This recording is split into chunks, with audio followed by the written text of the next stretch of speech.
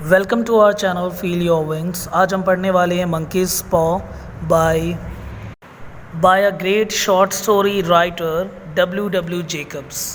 कहानी में जाने से पहले हम इनके कुछ कैरेक्टर को देख लेते हैं। जो मेन इसमें कैरेक्टर है मिस्टर वाइट फैमिली है, mister white and Mrs white, और उनके बेटे का नाम है हर्बर्ट वाइट। एक और इस पूरी फैमिली का एक फ्रेंड है, खास फ्रेंड हम कह सकते हैं, फैमिली फ्रेंड, जिसका नाम है सर्जेंट मेजर मॉरिस। यही कैरेक्टर आगे इनकी फैमिली का बर्बादी का कारण बनता है। आगे इस कहानी में जितने भी टर्निंग पॉइंट आएंगे इसी मेन कैरेक्टर, जिसे हम प्रोटोगोनिस्ट कह सकते हैं, इसी की वजह से आएगा। कहानी शुरू होती है एक अंधेरी भरी रात से। बहुत ही अंधेरा होता है और तूफ़ान भरी रात होती है। वाइट फैमिली बैठी होती है, जिसमें कि mister white and Mrs white और उनका बेटा हर्बर्ट वाइट, ये तीनों बैठे होते हैं। इतने में उनका फ्रेंड, उस फैमिली का फ्रेंड सर्जेंट मेजर मॉरिस आता है।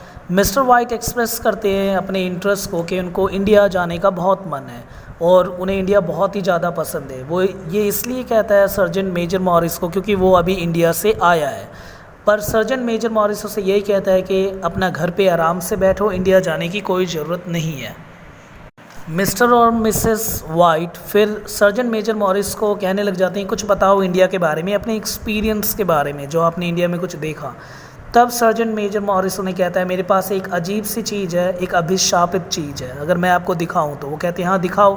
तब वो उन्हें दिखाता है दी पॉ। वो अपने पॉकेट से निकालता है मंकीज़ पॉ, यानी मंकी का एक पंजा।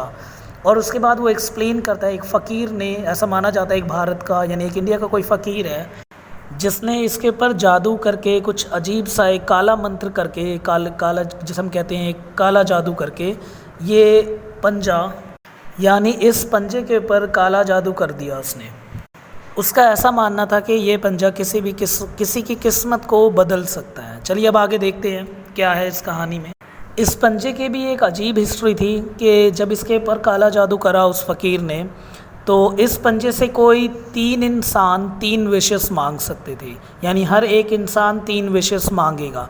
और जो सबसे पहले ये पंजा जिसके पास था, उसने सबसे अपनी लास्ट विश जो मांगी थी वो मौत मांगी थी।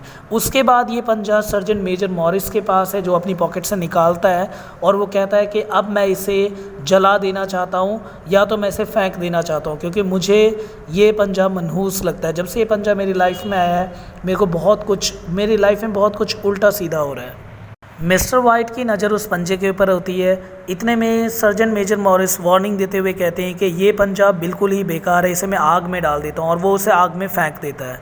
जैसे ही वो उसे फेंकता है आग में और एक पल मुड़ता है, इतने में वो देखता है कि मिस्टर वाइट जो है उस पंजे को आग में से उठाता है और उसे अपने पास रख लेता है। सर्जेंट मेजर मॉरिस उसे 3 बारी वार्निंग देता है कि इसको फेंक दो, नहीं तो ये तुम्हारी लाइफ पूरी तरह से ख़राब कर देगा।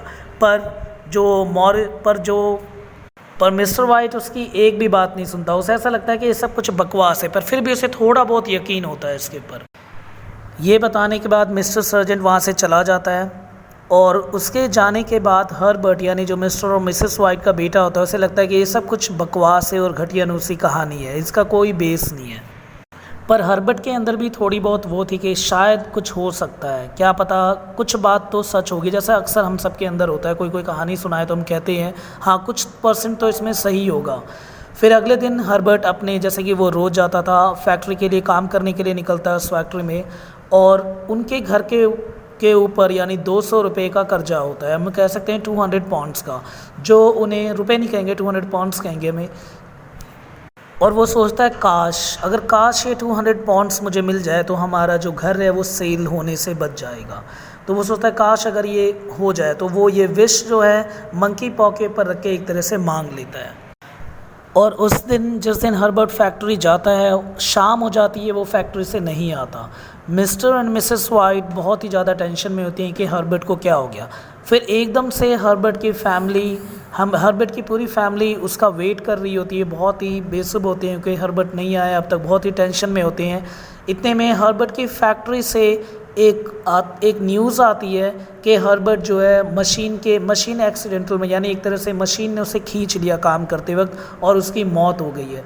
तो इस बिहाफ पे जो कंपनी है वो उन्हें, यानी जो हर्बर्ट की फैक्ट्री जो है वो उन्हें 200 पाउंड्स देती है। यानी फर्स्ट विश जो है वो ट्रू हो गई विद बैड न्यूज़। ये उसकी फर्स्ट विश थी। तो आप एग्ज़ाम पॉइंट ऑफ व्यू से विशेस को अच्छी तरह से ध्यान रखना। तो first wish with bad news. Mister और मिसेस वाइट को पता चल जाता है कि ये विश जो है ये पॉ से मांगी गई विश थी और ये विश फुलफ़िल हो गई, पर इसके साथ एक बैड इम्पैक्ट आया। अपने बेटे को खो देने के बाद मिस्टर और मिसेस वाइट बुरी तरह से टूट चुके।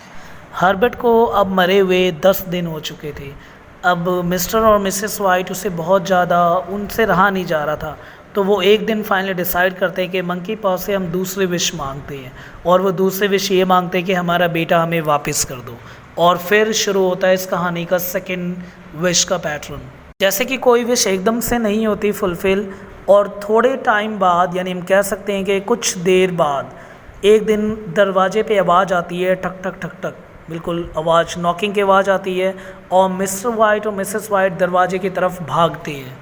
मिसेस वाइट ज़ोर से भागती है, बिल्कुल रफ्तार में, उस दरवाजे की तरफ उसे खोलने के लिए। उसे ऐसा लगता है कि उसका बेटा आ गया है, पर मिस्टर वाइट को पता चल जाता है कि सेकंड विश ये एक तरह से फुलफ़िल हुई है, और इससे हमेशा जितने भी विश मांगी जाती है उनके पीछे कुछ ना कुछ तो इविल होता है। और कहानी में ये चल रहा था कि हर्बर्ट वापस आ गया था कब्र में से उठ के। तो यानी वो इन फॉर्म ऑफ घॉस्ट था, इसीलिए हम कह सकते हैं एक तरह से ये गॉथिक स्टोरी है। इसे मकाबर फॉर्म भी कहा जाता है, कॉमेडी का एक ऐसा फॉर्म, कॉमेडी कह सकते हैं हम इसे, कॉमेडी नहीं कहेंगे, ये मकाबर है, एक तरह से serious writing in form of Gothic. जैसे मिसेस वाइट उस दरवाजे की तरफ भाग रही थी और एकदम से वो डोर को अनलॉक करने वाली थी, इतने में मिस्टर वाइट अपनी थर्ड विश मांग लेते हैं, जो भी दरवाजे पे आया है वो वापस चला जाए। ये उनकी थर्ड विश होती है। इस तरह से वो मिस्टर वाइट की थर्ड विश यहाँ पे कंप्लीट हो जाती है। जो भी दरवाजे पे आया होता है वो एकदम से वापस चला जाता है, क्योंकि उन्हें किसी तरह से उन्हें पता चल जाता है कि जो भी दरवाजे पे आया है वो कोई इंसान नहीं है, बल्कि इन फॉर्म ऑफ घोस्ट कोई है, क्योंकि आवाज़ ऐसी आ रही थी। और जिस तरह से जो मंकी पॉ है उस पर इतनी तरह से वो इतना मनहूस माना जाता था, तो ये देख के वो थर्ड विश मांग लेते हैं, और एकदम से जो भी दरवाजे पर आया होता है, यानी जो हर्बर्ट आया होता है, वो वापस कब्र में चला जाता है। मिसेस वाइट खोलती है दरवाजे को, तब वहाँ पे कोई नहीं मिलता, और इस तरह से ये पूरी स्टोरी यहाँ पे ख़त्म हो जाती है। शॉर्ट स्टोरी है, बहुत ही एक्सलेंट राइटिंग है और बहुत ही खूबसूरती से लिखा गया है। चलो अब एनालिसिस देख लेते हैं मंकीज़ पॉ का। First point, the W Jacob's short story the monkey's पॉ present ordinary scene and Mr. White with a magical item allowing his own desire to destroy him. The monkey's paw grant his wishes but never the way he envisioned. इस तरह से एक summary है, short summary के form में है। या आप जब भी कोई क्वेश्चन आएगा तो उसके आंसर में अगर ये 3-4 लाइन अगर लिखा आएंगे ऊपर स्टार्टिंग में, तो यहाँ से ये नंबर आसानी से स्कोर किए जा सकते हैं। The monkey's paw itself is a symbol of fate. यहाँ पे मंकी का जो पॉ है वो यहाँ पे एक फेट का सिंबल है, यानी किस्मत का। It's said that the Indian Holi man who enchanted the monkey's पॉ इंटेंडेड द आर्टिफैक्ट टीच। ऐसा माना जाता है जो इंडियन होली मैन है, यानी जो फ़कीर था जिसने कि मंकी पॉ के पर वो जो भी दुआएं हुआ है, जो भी पढ़ के उसने करा था काला वाला जादू, वो इसलिए किया था ताकि लोगों को सीख मिले। तो एक तरह से ये मॉरल लेसन प्रोवाइड करने के लिए कहा था that what is the impact of materialism, कि मटेरियलिज्म का कितना इम्पैक्ट जा सकता है लोगों के ऊपर।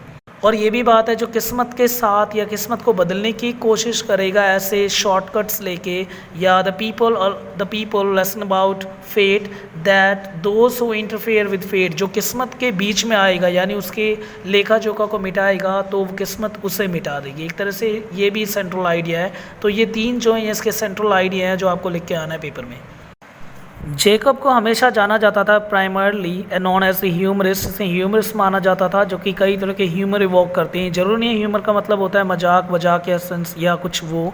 ह्यूमर कई टाइप के होते हैं, जो कि आपको अगर आपको ज़्यादा डीप में पढ़ना है तो बेन जॉनसन के ह्यूमर आप जा सकते हैं, उसको सर्च करके वहाँ पता चल जाएगा। That sense of the humor leaks through in the monkey's paw, employing what is often called the gallows humor. इसमें पूरे में gallows humor है। एक तरह से हमें जो डर होता है हमारे अंदर, एक तरह से जब अलग अलग जो सीन आते हैं उससे जो हमारे अंदर डर आता है और जिससे हमें मॉरल लेसन मिलता है, इस तरह का हमें इसमें ह्यूमर सेंस मिलता है। मेजर थीम्स क्या है इस स्टोरी के? The first is the fate versus free will.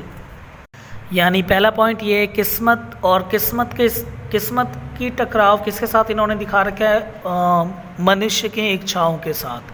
तो ये फर्स्ट है। Second is the uncertainty of reality, कि रियलिटी अनसर्टेन होता है, कोई रियलिटी एज्यूम नहीं कर सकते, हम अपने आप से भी रियलिटी को क्रिएट नहीं कर सकते, लाइफ में कब क्या हो जाए किसी को नहीं पता। The third one is that inside versus outside, inside versus outside, यानी हम अंदर से किस चीज़ के बारे में क्या समझते हैं और बाहर हम क्या करते हैं। अगर हम स्टोरी में देखते हैं तो हर्बर्ट अंदर से उस चीज़ को नहीं मान रहा था पर बाहर से वो उस चीज़ को एक्सेप्ट कर रहा था। ऐसे कई कैरेक्टर्स हैं जो अंदर से नहीं मान रहे थे पर बाहर से वो कर रहे थे। यही हमें स्ट्रीम लाइन देती है एक तरह से कि मटेरियल एटीट्यूड को लेके, कि किस तरह से इंसान जो है आजकल जो है पैसे या इन सब की दुनिया में एक तरह से घुसा हुआ है। And in last part is about the industrialisation, ये बहुत ज़्यादा इंपॉर्टेंट है। कहानी में हमें दिखाया गया कि वो फैक्ट्री में जाता है, मशीन्स इसे दिखाया गया है कि उस टाइम पे इंग्लैंड कितनी हाईली इंडस्ट्रियलाइज थी जिस टाइम की राइटिंग है। तो इंडस्ट्रियलाइजेशन भी इसके एक सेंट्रल मोटिव है। तो फाइनली यहाँ पे ये कहानी ख़त्म हो जाती है। होप सो आपको कहानी समझ आई होगी। मैंने काफ़ी इजी लैंग्वेज का यूज़ किया है और बहुत ही शॉर्ट वे में आपको समझाया है, और जो मेन पॉइंट्स है, जो बुलेट पॉइंट्स है, आप उन्हें नोट कर लेना और या वीडियो पॉज करके नोट कर लेना और यही पेपर में मेंशन करके आना। Okay, bye bye.